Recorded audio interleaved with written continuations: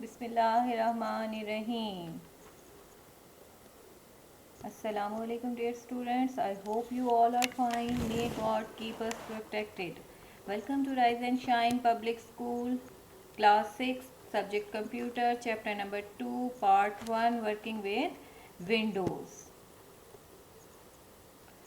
As the name suggests, in this specific lecture, we will learn about the Windows and its working. Now, let's our lecture. First of all, we will discuss what is Windows.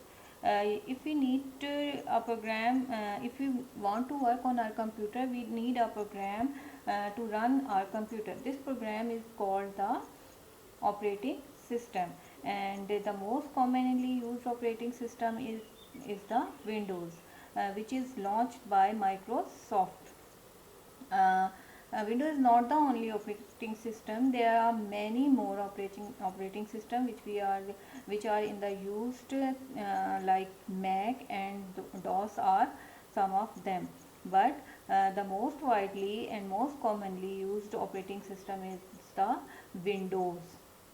Microsoft has launched or introduced many versions of the Windows. Some of them are Microsoft Windows 98, Microsoft Windows Me, Microsoft Windows 2000, Microsoft Windows XP, Windows 8 and 8.1, and Windows 10. Now, this was a quick overview of the Windows. Now let's discuss some of the function performed by the operating system. The operating system which we are discuss in this chapter is Windows operating system.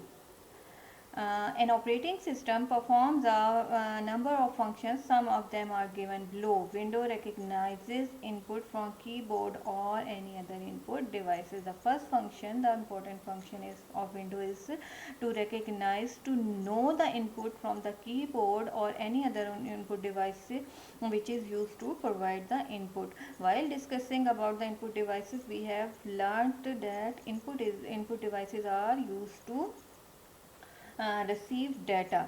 This received data is recognized through the Windows. Number 2, it sends output to the display screen or other output devices. The received input after processing is sent to the output devices. Some of the output devices are printer, speaker and monitor. So this process data is proceed or sent to the output devices. It keeps a track of files and directories on the disk. Track means it keeps the record of all the file and folders on the disks. Number 4, it controls the devices attached to the motherboard. While we were discussing the component of hardware component, we discussed that all the devices are attached with the motherboard. So the Windows keeps the record of all the devices which are attached to the motherboard. Number 5, Windows provide a software platform, means software basis on the top of which other program called application can run. Windows give us a software basis which are used to run all the application in your computer. Number 6, it manages all the programs application on the computer. As it provides the software platform, so it means Windows manages all the programs and application on the computer. Number 7, it enables linkage of various computers. This is called a network. Through the Windows we can link or we can connect more than one computer. The connection of more than one computer is called the network, or we can see when we connect more than one computer, the connection of this network form a connection of these computer form a network.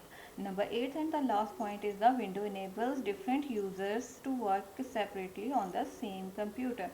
In the previous classes we have learned how more than one user can work on the same computer without disturbing the data of the other user. So this is the biggest facility of the Windows. It provides the facility of working of more than one user at the same computer. This is the quick view of the function of an operating system. Now let's move to the desktop and its element. The desktop has the following elements. The first element of the desktop is the desktop itself. You can see this number 1 circled with the number 1. This is called the desktop. All the important icons are displayed on the desktop. This displays of the window is called the desktop. All the important icons which are displayed on the first welcoming screen, this first welcoming screen is called the desktop. Number 2, icons. They are different small pictures on the desktop. These are called the icons. As you can see circled number 2, you can see the small computer, small recycle bin, small document files. These are small pictures are called the icon. Number third, taskbar. A long horizontal bar at the bottom of the desktop is called the taskbar. By default, this taskbar by default means built in this taskbar is at the bottom of your desktop, but you can place it on the top, on the right, and on the left. You can change its place. Number 4 is notification area. This circle 4 is called the notification area. Basically, this notification area shows the time and the date. They also show the they also shows the shortcut for speaker and wireless network connection, and other shortcut and other application shortcut may also be available in the notification area. Taskbar buttons displays or highlighted with this number 5. These buttons are called the taskbar button. They are on besides the start button.